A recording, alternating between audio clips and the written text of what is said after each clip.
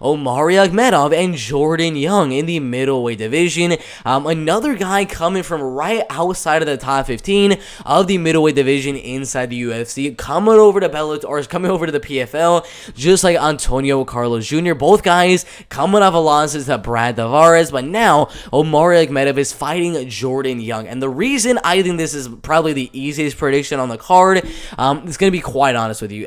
Jordan Young, he's got the height, he's got significant reach right there. He has no idea how to use it. He's got not really any power in his hands, 0 knockouts on his record. He's not going to do anything with that reach and height. Omari's going to come forward, put on heavy pressure, a lot of big whooping punches, get Jordan Young's back to the cage, take him down over and over and over again, and he's going to ground a pound to a dominant decision. Jordan Young has not impressed me at all recently. He's coming off of 2 very bad losses to Julius Anglikas, who's a decent guy right there. Title challenger over there in Bellator, just fought Vadim Nemkov, lasted, I believe, until the 4th round, so that's not a bad loss.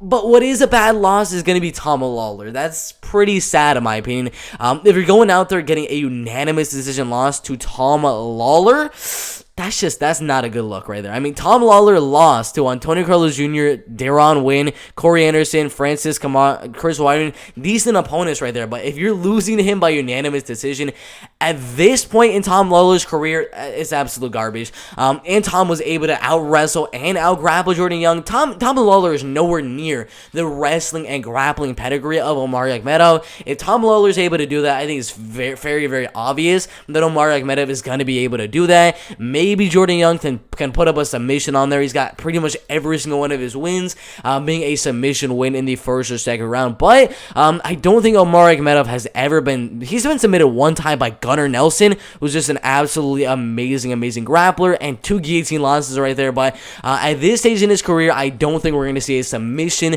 from Jordan Young. We're going to see Omari get the takedown over and over and over again, stay on top, heavy ground and pound, and win a dominant 30-27 decision. Easy prediction right here in the middleweight division.